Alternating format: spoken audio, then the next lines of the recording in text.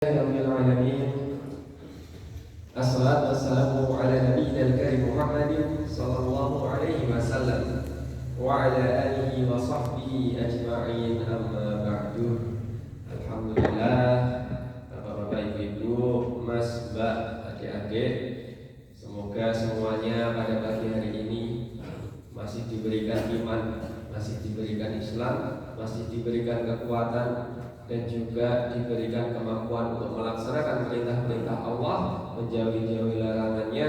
Kita berusaha sebaik mungkin untuk berpuasa, tidak hanya menahan haus, menahan lapar, tapi juga kita berusaha untuk menahan nafsu kita, baik itu nafsu untuk berbuat tangan, bersikap kasar kepada teman kita, juga kita menahan diri dari mulut-mulut kita yang jahat kepada orang-orang lain. Dan semoga seluruh ibadah kita pada hari ini nanti akan diterima oleh Allah Subhanahu wa Ta'ala. Allahumma shalawat serta salam selalu tercurahkan kepada Nabi kita Muhammad sallallahu alaihi wasallam yang selalu kita nantikan syafaatnya di hari akhir kelak. Allahumma amin. Para jamaah yang dirahmati Allah, ini ada salah satu kisah dari Rasulullah sallallahu alaihi wasallam. Jadi ceritanya itu suatu malam itu di peperangan. Jadi Rasulullah itu menjadwalkan beberapa sahabat untuk piket malam.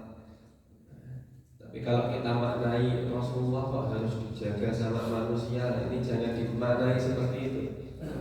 Maksudnya itu kita berusaha sebaik mungkin untuk menjaga keamanan dengan cara-cara manusiawi.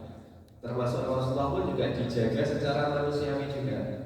Walaupun kita tawakalnya dan kemudian ujung-ujungnya ditolong Allah. Tapi kalau kita tidak berusaha terlebih dahulu, maka Allah juga tidak akan menolong kita. Jadi Allah itu innallaha la yughayyiru ma biqaumin hatta yughayyiru ma bi anfusihim. Kalau kita tidak berusaha dulu, Allah tidak akan nolong. Nah, maka untuk menjaga keamanan ketika perang, Nabi Muhammad itu minta beberapa orang untuk piket jaga malam. Nah, suatu malam yang menjaga piketnya itu bernama Sa'ad bin Abi Waqqas. Nah, Sa'ad bin Abi Waqqas itu adalah orang yang dia itu penuh inisiatif. Jadi kalau misalnya kita jaga piket itu kan, kalau prosedural itu kan kita sesuai dengan job desk-nya. Suruh jaga ya udah jaga. Nah, tapi kalau Sa'ad bin Abi Waqqas itu enggak sekedar jaga, dia memikir gitu. Oh, nanti biasanya Nabi Muhammad kalau tengah malam itu mesti bangun sholat tahajud. Maka beliau inisiatif nyediain air untuk Rasulullah berwudu. Oh, ketika Rasulullah kemudian bangun tengah malam, sudah cepat airnya itu di depan tenda untuk wudu. Senang beliau. Tanya, ini siapa yang nyiapin? Sa'ad yang nyiapin. Kemudian Rasulullah saking senangnya kemudian bilang sama Sa'ad, Sa'ad, saya kasih kamu satu doa.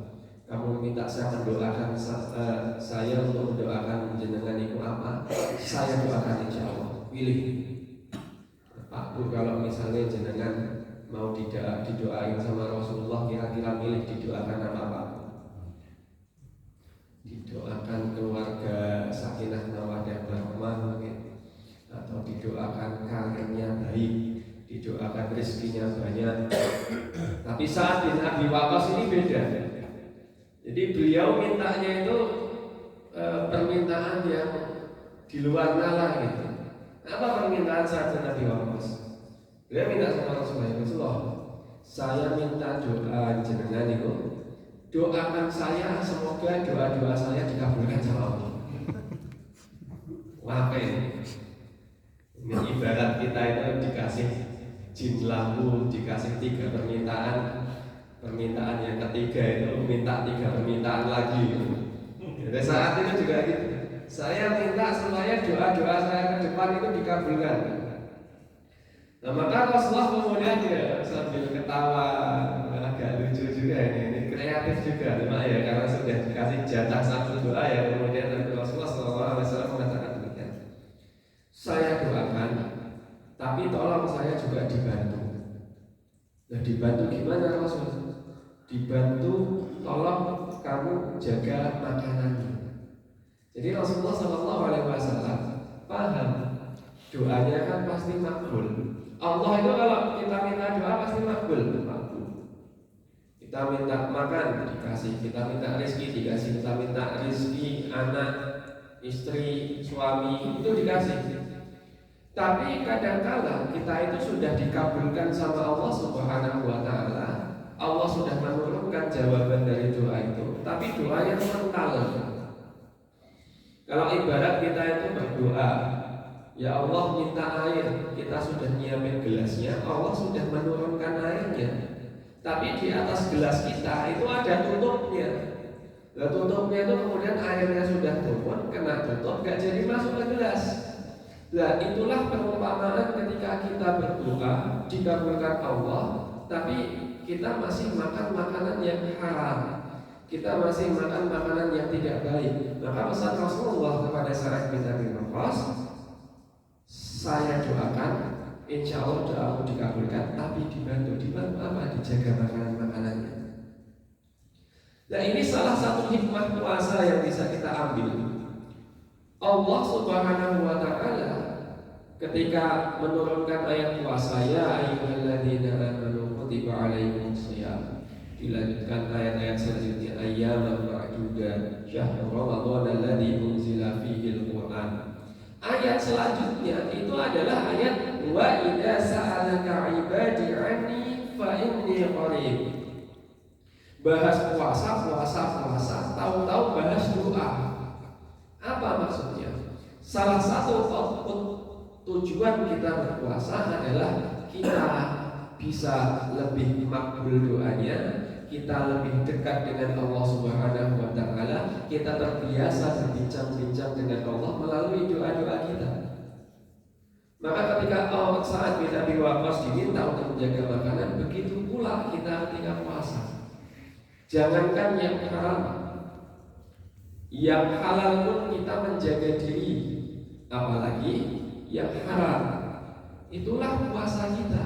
Sehingga ketika kita pandai berpuasa, kita pandai menjaga diri dari makanan-makanan yang tidak baik, maka Allah insya Allah output akhirnya adalah Allah bisa mengabulkan doa-doa kita. Termasuk kita juga terbiasa untuk berdoa kepada Allah Subhanahu wa taala. Jadi Umar bin Khattab itu suatu saat pernah berbicara seperti ini. Bagi saya doa dikabulkan apa enggak itu saya tidak peduli. Yang saya takutkan adalah kalau saya berhenti berdoa kepada Allah Subhanahu wa taala. Maksudnya apa Bapak Ibu? Kita mau untuk berdoa, kita mau untuk meminta kepada Allah, kita mampu untuk bermunajat, menggantungkan urusan kita pada Allah, itu sendiri sudah merupakan nikmat yang luar biasa besar dari Allah Subhanahu wa taala. Banyak dari kita yang bahkan disuruh berdoa pun nggak mau. Kita kan sholat itu kan doa. Ketika kita bisa merasakan nikmatnya doa kita dalam sholat, maka sholat kita itu normalnya betah untuk lama. Tapi ketika banyak orang yang sholat pengennya cepat-cepat, artinya belum bisa merasakan nikmatnya kita berdoa kepada Allah Subhanahu wa taala. Kita setelah sholat juga punya kesempatan untuk berdoa. Ketika kita itu betah habis sholat doa, nggak langsung pulang, itu artinya kita sudah mulai merasakan nikmatnya berdoa kepada Allah Subhanahu wa taala. Ini Allah suka. Tapi kalau kita sholatnya udah cepat, doanya lama, doanya juga langsung pulang, nggak doa, artinya apa? Ada kemungkinan kita ini belum bisa merasakan nikmatnya berdoa kepada Allah Subhanahu wa taala. Nah, ini yang Umar bin Khattab takut untuk tidak terbiasa berdoa kepada Allah Subhanahu wa taala. Ketika kita sudah terbiasa berdoa, bisa merasakan nikmatnya berdoa, masalah dikabulkan atau tidak dengan Allah itu masalah lain. Ali bin Abi Thalib itu pernah bicara seperti ini. Kalau doa saya dikabulkan sama Allah itu saya senang. Tapi kalau saya doanya tidak dikabulkan sama Allah, maka saya akan tambah senang lagi. Karena kalau saya itu doa sama Allah, artinya saya memilih yang terbaik untuk diri saya dan Allah ACC. Allah mengabulkan apa yang terbaik menurut pendapat saya. Tapi kalau Allah tidak mengabulkan doa saya, maka yang akan berjalan dalam hidup saya adalah pilihan Allah Subhanahu wa Ta'ala. Kita minta doa, ya Allah saya ingin pekerjaan ini, tapi Allah ternyata mengabulkan kita dapat pekerjaan yang lain, maka itu bukan pilihan kita lagi, itu pilihan Allah Subhanahu wa Ta'ala. Kita berdoa kepada Allah, ya Allah saya ingin jodoh yang seperti ini, tapi Allah ternyata tidak mengabulkan. Allah memilihkan jodoh yang lain yang terbaik menurut pilihan Allah Subhanahu wa Ta'ala. Maka Ali bin Abi Thalib senang kalau doanya tidak dikabulkan, maka Allah yang memilihkan yang terbaik untuk kita. Maka para jemaah yang dirahmati Allah Subhanahu wa Ta'ala, di bulan Ramadan ini mari kita targetkan yang pertama, kita jaga makanan kita. Kita benar-benar jaga perut kita dari hal-hal yang haram supaya doa kita bisa terkabulkan. Yang kedua, mari kita biasakan diri untuk merasakan nikmatnya doa kepada Allah Subhanahu wa Ta'ala. Dan yang ketiga, mari kita biasakan untuk setelah kita berdoa, kita gantungkan doa kita kepada Allah Subhanahu wa Ta'ala. Apapun yang Allah pilihkan, insya Allah yang terbaik bagi kita. Kurang lebihnya mohon maaf. Assalamualaikum warahmatullahi wabarakatuh.